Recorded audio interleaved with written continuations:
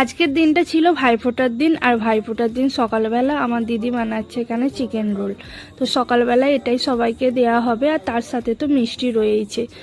এদিকে রোলগুলো রেডি হয়ে গেছে, তার সাথে রেডি হয়েছে হচ্ছে মিষ্টিগুলো।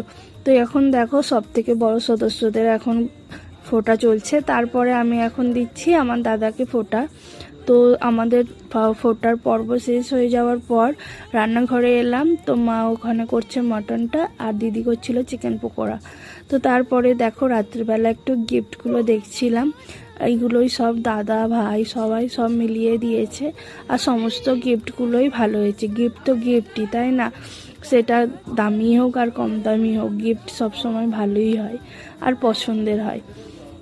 আর গিফটের থেকেও বড় হচ্ছে ভাই বোনের এই মধুর সম্পর্ক। আর আমি তো মাটন খাই না, তো আমার জন্য হয়েছিল চিকেন, আর খুব চিলি চিকেন খেতে ইচ্ছা করছিল, তো দিদি এখানে